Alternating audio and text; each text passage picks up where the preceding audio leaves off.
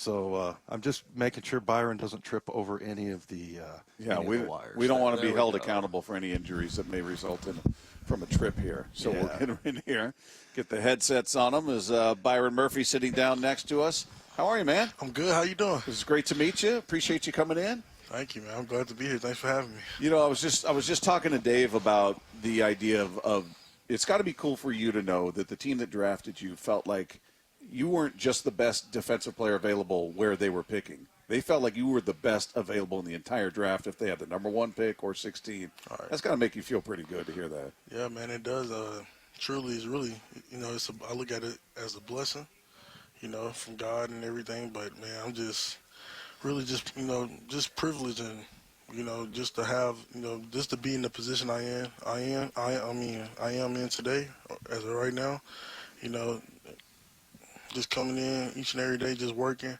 Now I got the older guys, Jay Reed, Leo, all them guys, they leading in the right direction. I'm following up under them. So it's been so far so good, man. I'm glad they took me. I'm glad they looked at me as a top pick. I'm ready. To fulfill my role. Do my job, help the team win. We're glad they picked you too. By the way, you make Bob look like a small child, so that's good news. We start there. But hey, had you made a trip? Let's go back to the draft. Did you know that the Seahawks were thinking about taking you? Yeah, I knew exactly they was gonna probably take me when they canceled my 30 visit. So I had a 30 visit with them. And they had canceled it, and they told me like right away, like, Murphy, if you on the board, man, we picking you. So I'm, at the draft party and everything. When I start seeing, when it got to like by 11, like past 13, I knew right away. I was like, I'm gonna be a Seahawk. And then they ended up calling me. Yeah. So what's this been like so far? I mean, obviously you haven't played any games yet, but we always hear from guys who are just entering the league about the speed and the precision. Like, you have to be exact in your footing, and then what they tell you to take 2 steps, it better be 2, not 2.5, and things like that. Is that kind of what struck you so far, or what stood out to you so far? What stood out to me so far, the game, it's a lot more faster, but since I've been here, the game has slowed down a lot. So I'm really, picking everything up faster. Like, I know my plays, like everything's starting to become muscle memory. Everything's starting to become a little easier, day by day. I just got to keep working and just keep pushing at it. Are they still giving out like playbooks, or is everything on the iPad and all that as far as the defense goes? So we get a new install every day, and we got journals, so we just got to write the plays down, and write the detail of the plays, what we got to do, and we got to know everybody, everybody role, everybody assignment. Does it seem complex to you? Because that's what we've heard about Mike McDonald's defense, that, he's got – so it looks like a lot of defensive linemen maybe dropping back every once in a while, but does it seem like it's complex, or is the way they're installing it, does it make it easy to understand, like it makes sense? Yeah, I mean, it's complex when you look at it, but as far as them teaching it, they teach it, in the right way, for everybody to where they can understand it, and process it. So the way they teach it, I love it. So, and I'm getting everything down bit by bit as they teach it. Yeah. Who'd you model your game after as a kid? Who did you say, I want to be like that guy? Man, really growing up as watching, I love Aaron Donald. I love him. I feel like I can be like him. One day. If I just keep working, keep doing what I'm doing. If not better. That's the standard I hold myself to. So. But yeah, man, I look at guys like him, Aaron Donald. He's one of the greatest. That's what I'm trying to be. We hate Aaron Donald. Yeah, he made life hard for the Seahawks. Were you always a defensive guy? Did you ever want to be a running back or a quarterback or wide receiver or something? Man, so growing up, I played running back and linebacker my whole life, and my heart was that running back. That's what I wanted to be. But what changed that was my mom. My mom told me, like, you moving to defense. Oh. And, man, she broke my heart when she told me that. But that was the best decision I could have made in my life. Was that just because you were getting bigger, or why did she say you should go? Man, she just wanted me to play defense. She was like, defense. That's who making the money right now. Things of that nature. So she was like, you moving to defense. Also, it's better to hit than be hit. Oh, yeah, that too. Running back, just take it. Now, didn't you got a chance to carry the ball with Texas, didn't you? Yeah, I did. I think you scored a touchdown. Yeah, I scored a touchdown against Washington. against playoffs. Washington. Yeah, that's fullback right. dive. Way to bring up a bad memory, Dave.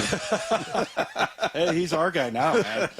Yeah. So have you talked to the offensive coaches here yet about maybe? Yeah, I talked to maybe goal line play? I talked to the OC, talked to the O-line coach, and we ain't talked about no offensive plays yet, but hopefully one day in the future. But they was just talking about, man, how I was just, how they were just tired of me out there when I was playing against Washington. Like, man, like you was a problem all game. Yes, you were. We couldn't do nothing with you and things like that. And they just glad to have me here.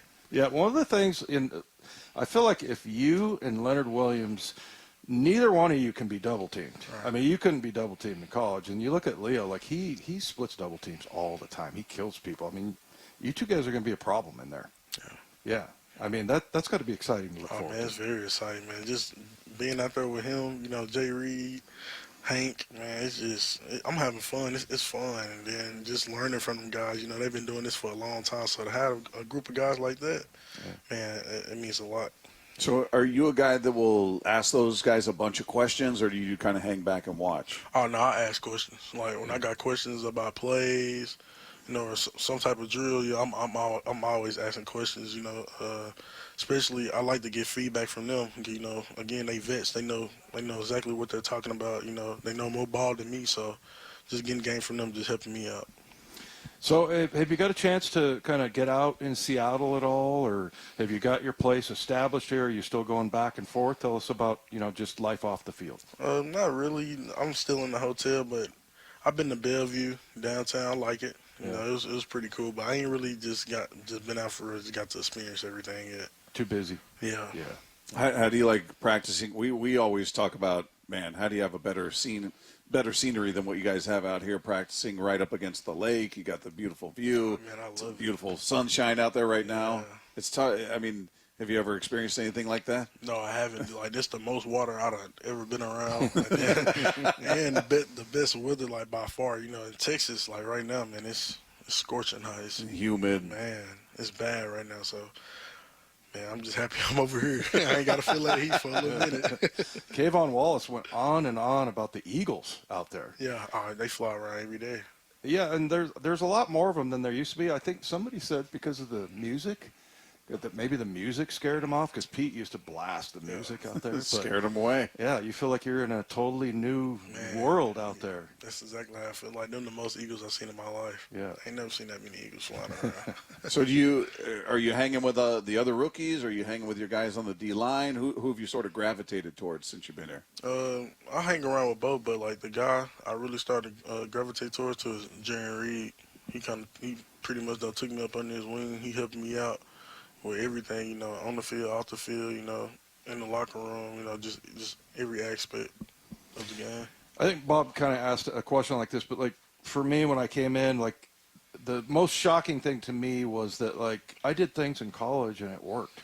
So they never tinkered with anything, but like he was talking about, like, what's been the biggest surprise? Like, oh, really? I didn't know that even mattered. Like, is it your steps? Is it maybe because Bob asked me, well, why didn't you work on that stuff in college? Well, when you're in college and you get drafted, you kick ass. So you don't really need to change anything.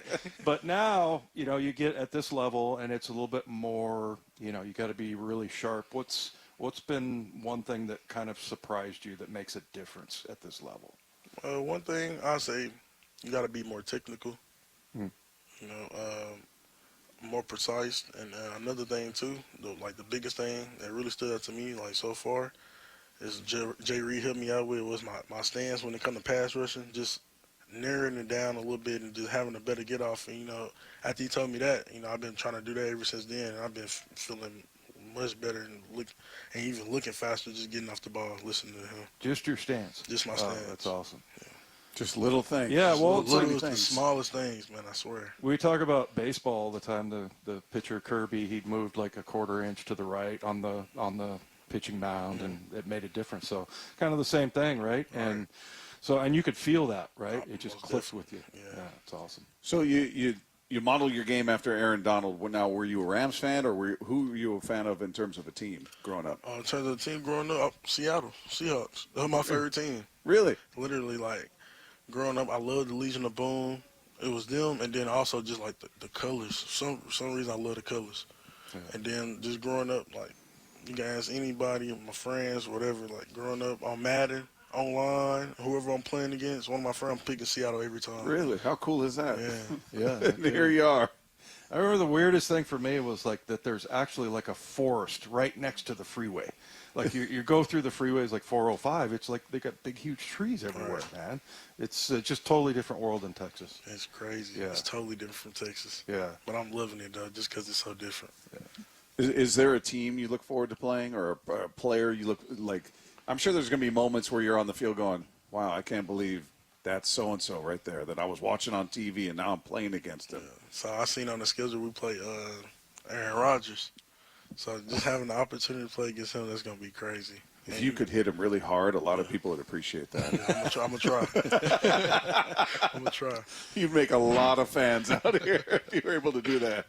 Are you a talker on the field, or do you try to keep your energy down, or what kind of player are you? I'm not even a talker, I describe myself when I'm on the field.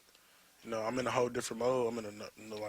I'm a whole nother person. Right. I'm quiet, like I'm just about my business. But once you get to talking to me, then that's when I start talking to you. But I'm gonna do more talking with my past though than my mouth. That's the way to do it. Yeah. So what do you do when it's not football? Are you a video game guy? Or are you a guy that likes to hunt and fish? Or what do you do when it's not football? I'm a video game guy, and then I like to shop, man. Like I love sneakers. I'm a sneakerhead. I like shoes and clothes and stuff like that. But besides that, I'm a boring guy, man.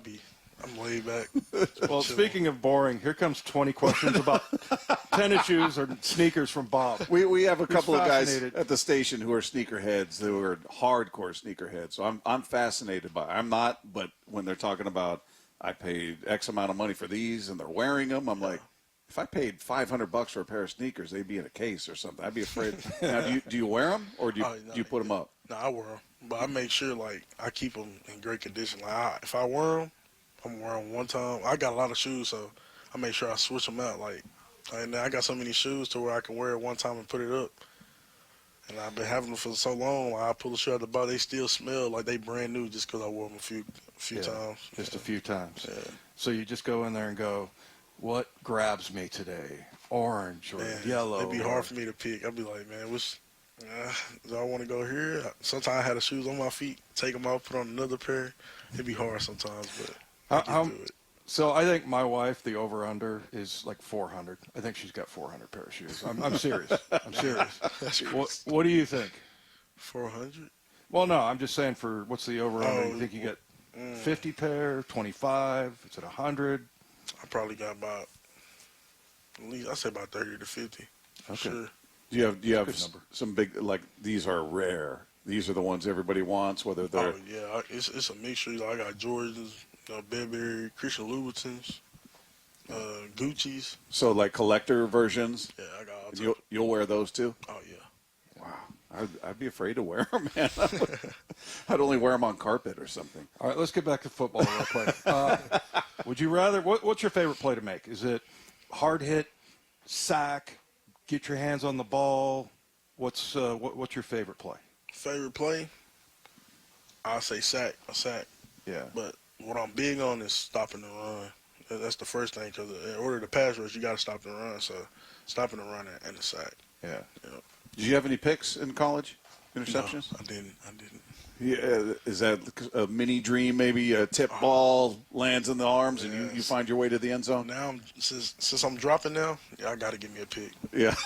Pick six at that. How are the hands? They're good? Hands perfect. Yeah. Hands are perfect. You know, I love when big guys get their hands on the ball because everybody played running back at one point that's in the NFL. And all of a sudden you see them break out all these moves and everything. You got to love that. Well, and he talked about picking off Dan Marino and then realizing you got 11 people trying to kill you out there, and all of a sudden you're the hunted instead of the hunter. All right. Yeah, so I just kind of stepped out of bounds a little bit. Big chicken. Yeah. So, I'm very fascinated by the defense and Mike McDonald. Have you got a chance to interact with Mike? Because one of the things about him, I would say he's like very direct. Like he says things exactly how he wants to say them, and sometimes other coaches will put different words together. But he seems like it's kind of like with Leslie Frazier as well. That they say that if somebody says something in 20 words, he'll say it in 5 words. Right. Is that kind of what you've noticed about Mike Macdonald? That he's direct, and does he seem like a good teacher to you? Oh yeah, he's very direct, and he's a great coach, man. I love him. Everybody on the team love him, and just the way he teaches his defense and the stuff that he have in his defense, it's like he creates just everybody to make plays in his defense. Like literally everybody, like everybody got one-on-ones. He's moving everybody around, so it's just hard to keep up. It's hard to keep up with his defense. Just keep up with stuff that we run, all the schemes and everything. And he's very demanding, and that's the type of coach I want to play for. Yeah, good. Hey, real quick, I know you got to go. We'll get our texters involved. What's your favorite food? Because we'll get suggestions from people here in Seattle. Will say, hey, if you like Mexican, go to this place, and I'll bring you a list at some point.